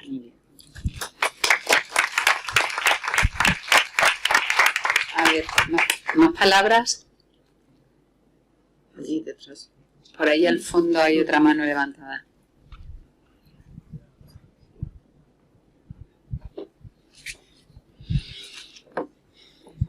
Hola, bueno, yo acabo de entrar, pero estaba escuchando atentamente online. Lo que pasa es que no he sido capaz de levantar la mano online y he dicho, como estoy arriba, bajo un momento. Claro. Bueno, yo simplemente quería comentar una situación personal vivida que, bueno, habrá gente que la conozca y habrá gente que no la conozca. Y es que cuando yo entré, cuando yo aprobé la oposición, estaba embarazada. Y en ese momento, cuando yo comuniqué que estaba embarazada y que nos convocaban para las prácticas un 5 de septiembre y yo di a luz a mi hija el 25 de septiembre, aquí fue una locura. Nadie sabía qué hacer, qué situación, una mujer embarazada que ha aprobado las prácticas. Bueno, pues en aquel momento llegué a escuchar cosas del tipo, no puedes tener baja maternal y hacer tus prácticas. no se me dio la opción de adaptar las prácticas, cuando en la ley de igualdad te tienen que adaptar las prácticas. Lo pone claramente, una mujer embarazada no se puede ver, no puede ver repercutida, se puede ver perjudicada por situación de embarazo en un proceso de oposición, y no fue la situación. Al final, todo fue una locura. Me llamaban como 5 veces al día diciéndome, vamos a adaptarte las prácticas. No, han dicho que no lo puedes hacer online porque tus compañeros se van a quejar si tú lo haces online, ellos no. Vamos a hacer esto otro. No, bueno, una situación de estrés con un embarazo de riesgo, por cierto que estaba de baja, que era indescriptible. Al final, la solución que me dieron fue, claro, todo por llamadas telefónicas. La solución que me dieron fue que yo metiera una solicitud de retrasar mis prácticas en vez de adaptármelas para poder tener mi baja maternal. Yo, como mujer embarazada, que lo que más deseaba en ese momento con mi primer hijo era disfrutarlo de mi baja maternal, pues acepté y metí un papel para pedir un retraso en mis prácticas. Consecuencia, yo ahora tengo menos antigüedad que mis compañeros de promoción. He perdido un concurso, y no es que lo diga al aire. Matemáticamente, si yo multiplicaba por 4 meses más, ganaba un concurso, un 26, de estos a los que llamamos turbo, un 26,5, con lo cual, que sacó un hombre casualidad. Un compañero que, por cierto, pues le tengo mucho aprecio, no tengo nada contra él, pero lo sacó un hombre por tener 4 meses más de antigüedad que yo, que considero que no era justa la situación por la que tenía 4 meses más de antigüedad, y es algo matemático, que hay quien puede decir, bueno, porque tú crees que te pondrían más nota, no era matemático en los méritos generales. Ahí hay una brecha salarial, es una situación puntual, es verdad, pero la diferencia entre un 26 turbo y un 25 son 400 euros. Durante mucho tiempo he cobrado 400 euros menos. Entonces, simplemente quería comentar esa situación. A día de hoy, lo mismo ya no es algo tan de género, porque ahora los hombres y las mujeres tienen 16 semanas de baja maternal, los hombres también tienen lactancia y los hombres están obligados también a cogerse 6 semanas obligatorias después de que la mujer dé a luz.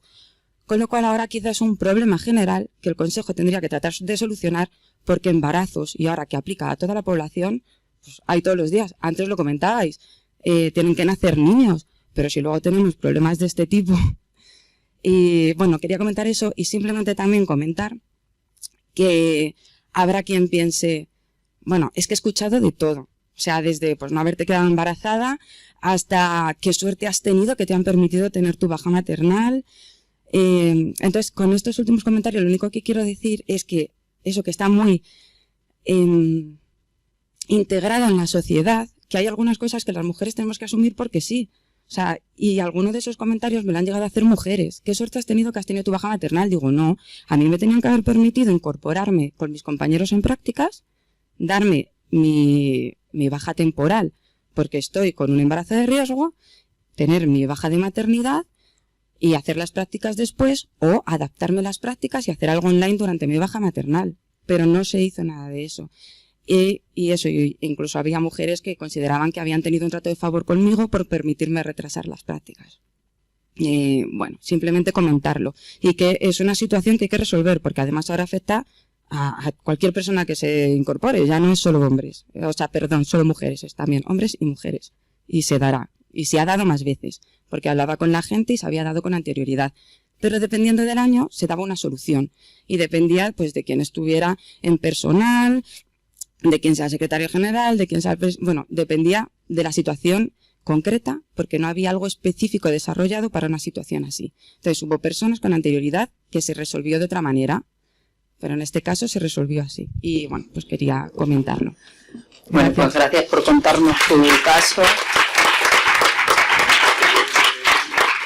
Que demuestra nuevamente que hay mucho por hacer y que efectivamente hay interpretaciones que no se corresponden con lo que las leyes promulgan, o por lo menos con lo que este plan tiene intención de resolver. Es la última palabra, breve, porque tenemos que cerrar el acto. Gracias.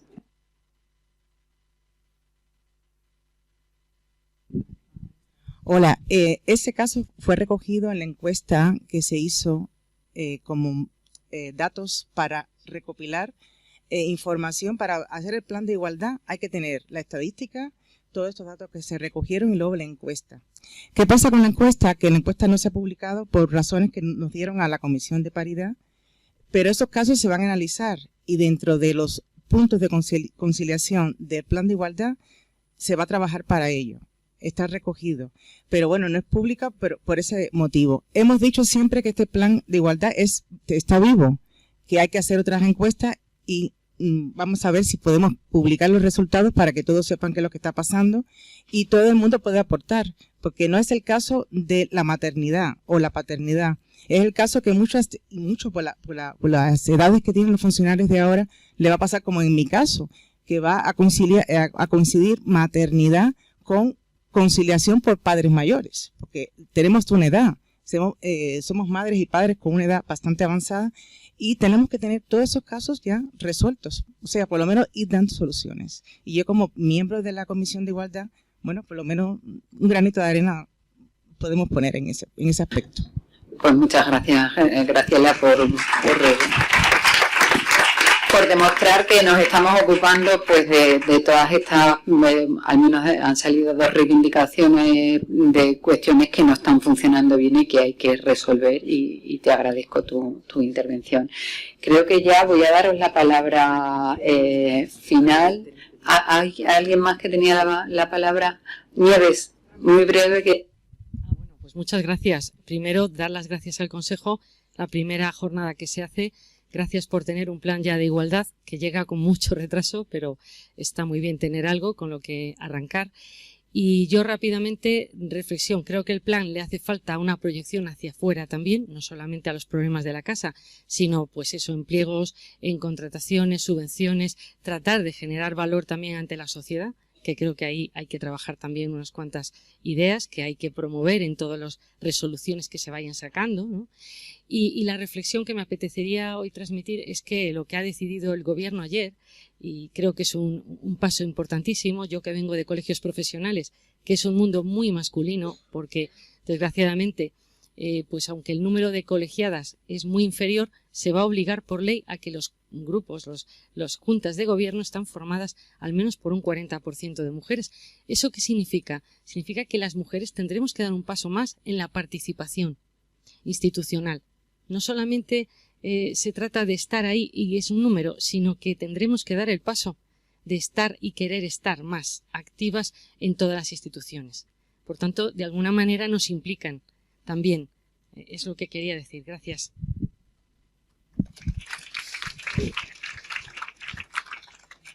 Bien, pues si os parece, a mí me hubiera encantado preguntaros un montón de cosas, pero veo que no va a dar tiempo.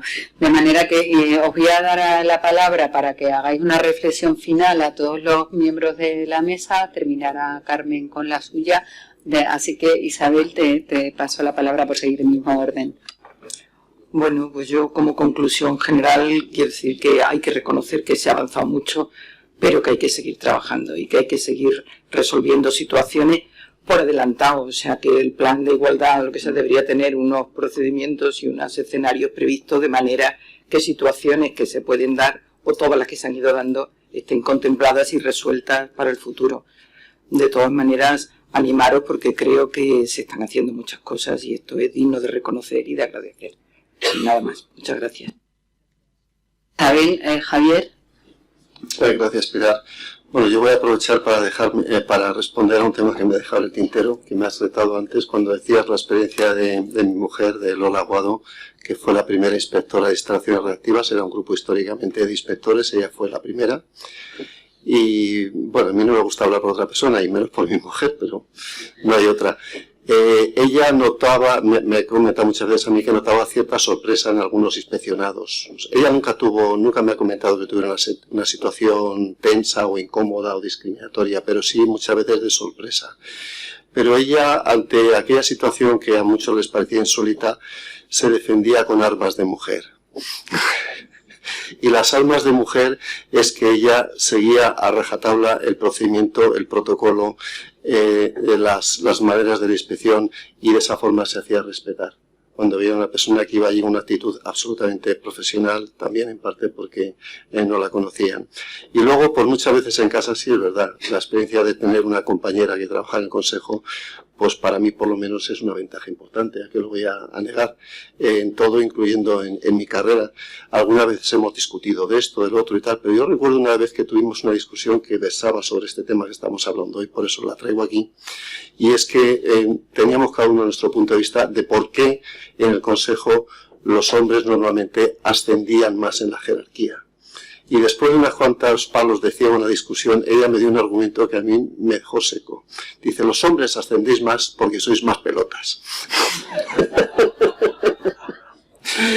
Y me dejó seco porque, bueno, esto ya sería una digresión, pero todos habéis visto los documentales de babuinos y de primates, que las mujeres, las hembras están en sus temas y los machos siempre están ahí con la jerarquía, el primer babuino al mando, el segundo al mando y tal. Hombre, nosotros no somos babuinos, evidentemente, pero sí que somos primates y sí que es verdad que quizá los hombres estamos más pendientes de la jerarquía. Esta reflexión no es mía, pero yo creo que sí que la comparto bastante. Gracias, Javier. Era más bien cómo os organizabais en la crianza de los hijos, ¿no? Pero bueno, ya veo que no. Ya veo que eso va a ser para otro día, sí. Te doy la palabra, Eugenia, también. Bueno, pues simplemente por acabar, como reflexión final, creo que lo más importante es que tomemos conciencia de la situación heredada, la situación actual, y tomemos decisiones sobre qué camino queremos emprender. Y una vez estemos en ese punto, que ya se ha avanzado mucho, tomemos medidas concretas. Hemos hablado de muchas medidas de conciliación que se puedan adoptar de forma igualitaria tanto por hombres como por mujeres, medidas para atraer talento, visualizar el trabajo de la mujer, muchas otras que ya hemos comentado, no me quiero extender más, pero lo más importante es instrumentalizar a todas las medidas para que se puedan adoptar de una manera real y efectiva. Gracias. Para concluir, yo voy a retomar la pregunta con la que inicio mi intervención, que es ¿qué puedo aportar yo? Y en este caso os invito a todos al plural acogedor de la cotidianidad que practicamos con todas las mujeres presentes en nuestra vida, tanto las que estuvieron como que nos marcaron con su ejemplo, las que están presentes en el día a día, que encarnan el talento y la lucha de la conciliación, y por todas las que están por venir, para las cuales nos toca trabajar hoy. Y con ese plural acogedor, concienciando, educando y visibilizando en valores sin género en pos de una sociedad mejor y más igualitaria. Muy bien. Gracias, Enrico. Carmen. Bueno, pues yo después de oír las intervenciones de Javier, de Isabel,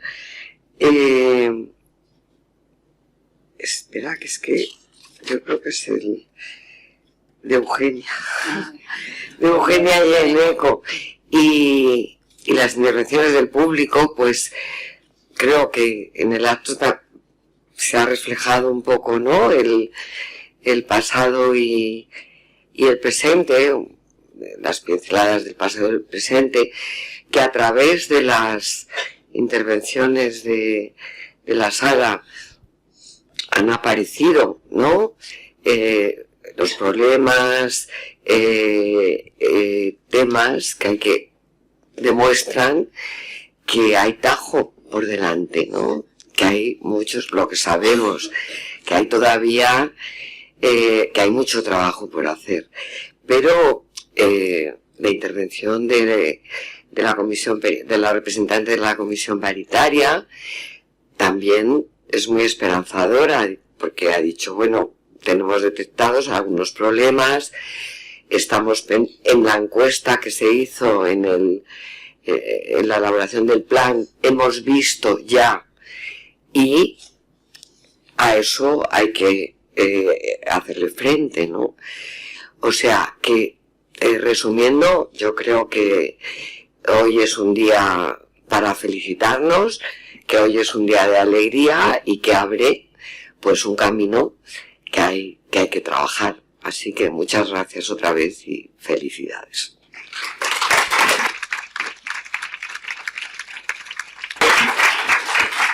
Bien, pues quiero terminar esta mesa solo poniendo de manifiesto algunas de las ideas que a mí me parecen más fundamentales que han salido aquí hoy. En primer lugar, lo ha mencionado Isabel Mellado y también lo ha mencionado Eneco, la importancia de la educación, cómo la educación ha sido capaz de romper las barreras que siempre han existido con respecto a las diferencias de roles entre hombres y mujeres, la importancia de eliminar esa barrera que para ella fue definitiva en su carrera y en incluso la de su padre, y cómo, por ejemplo, también cuenta Eneco cómo ha sido importante pues los valores transmitidos en la familia y también a lo largo de su carrera educativa con mujeres referentes. Esto es muy importante, también lo ha dicho Eugenia. Tiene que haber visibilización y tiene que haber referentes, y en esta mesa hay al menos 2 referentes muy relevantes por la trayectoria que llevan, pero tiene que haber muchísimas más mujeres referentes que sirvan a otras mujeres para mirarse en ellas. Es importante poner sobre la mesa que siguen persistiendo diferencias de roles. Ya no es las imágenes que ha puesto Javier, que son clarísimamente evidentes, que era la normalidad y que ahora nos reímos de esa normalidad porque nos parece absolutamente intolerable encontrar foros en los que haya solamente hombres, que antes las mujeres iban hacia la evaluación y los hombres la inspección, pero que ese tipo de diferencia de roles sigue existiendo, no exactamente en estas cuestiones que ya están superadas, pero siguen existiendo y hay que luchar contra ellas. Que por supuesto sigue siendo un lastre la tarea de cuidados, la maternidad, el cuidado de mayores, eso no está cambiando. Hay desde luego, desde mi punto de vista, temas súper importantes como por ejemplo el reparto, las bajas por paternidad y maternidad iguales intransferibles. Creo que ha sido un éxito social porque permite el romper una grandísima barrera que ha generado, como nos contaba la compañera en su momento, una situación más allá de cómo estuviera gestionado, de desigualdad que no puede volver a repetirse. Y por lo tanto esto ha sido muy muy relevante, pero las tareas de cuidado siguen recayendo sobre las mujeres mayoritariamente y esto hay que resolverlo. Solamente me queda pediros que que participéis, porque el plan, como ha dicho Graciela, es un plan que está vivo, pero es que el plan de actuación se está elaborando. Cualquier medida, cualquier iniciativa que consideréis que pueda ser de interés para la casa, y aquí también apelo a Eugenia porque ella ha dicho una cosa muy importante, y es que las medidas que se hagan, que sean efectivas. Necesitamos identificar qué medidas pueden tener un impacto directo. Y para finalizar, bueno, decirle a Carmen que no se preocupe, que una de las cosas fundamentales es que la evaluación está contemplada dentro del plan. Eso es de formación profesional. Muchas gracias a todos y a todas. Le voy a dar la palabra al secretario general para que cierre el acto. Como decía Carmen, es el secretario general quien tiene que hacer que este plan ande y funcione, porque tiene depositada la responsabilidad del mismo, junto con todos, porque no hay ningún plan que fomente la igualdad de oportunidades entre hombres y mujeres que no sea un esfuerzo colectivo y una tarea de cooperación y colaboración entre todos los que creemos en ello. Nada más y muchas gracias.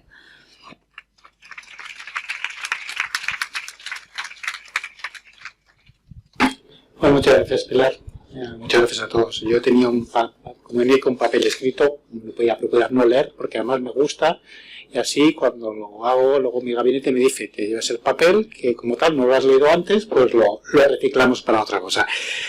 Pero yo quería ser muy breve. Uno, compele a la Secretaría General el desarrollo del Plan de Igualdad. De hecho, es el primer plan de igualdad de la Casa. Y yo creo que, recogiendo lo que decía la presidenta Carmen, esto ya estaba recogido el estatuto desde el año 10 y hemos tenido que esperar la friolera de 12 años para que se aprobara el primer plan de igualdad en la casa, cuando en el resto de la administración se venían aplicando los planes de igualdad. Es algo que tenemos que hacernos ver, lo cual quiere decir que también tenemos margen de mejora, porque es el primer plan que, como bien decía la consejera Lucio, está previsto su autoevaluación, y en la comisión paritaria trabajaremos para detectar aquellas cuestiones que sean susceptibles de cambiar. Lo que nos ha puesto el acto de manifiesto es los cambios que ha habido en nuestra sociedad. Lo que contaba Isabel, de su pueblo, yo puedo contar otras cosas de mi pueblo también, yo también soy del sur, pero ha habido cosas que ahora nos chocan que han puesto de manifiesto el cambio imparable, la incorporación de la mujer imparable al mundo que antes era, como decía Javier, masculinizado al 100%.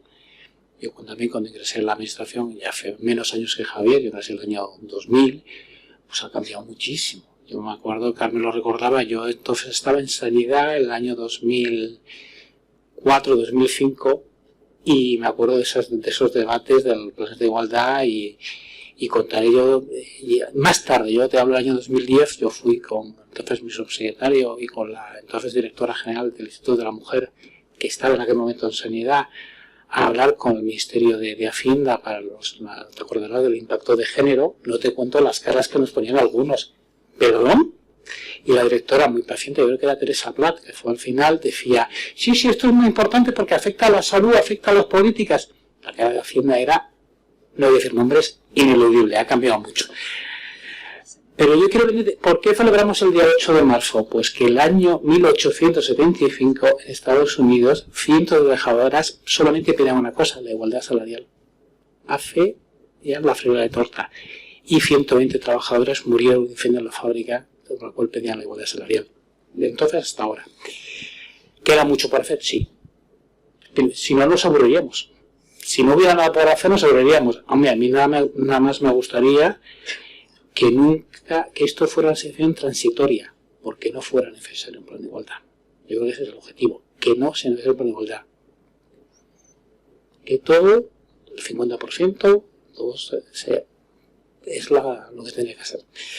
Con lo cual, bueno, yo asumo el reto de la parte que me toca y seguiremos trabajando en tratar de mejorar. ¿Que nos equivocaremos? Seguro. ¿Que lo haremos mejor o peor? Bueno, ganas nos faltarán. Nada más, muchas gracias y mucho ánimo a todos.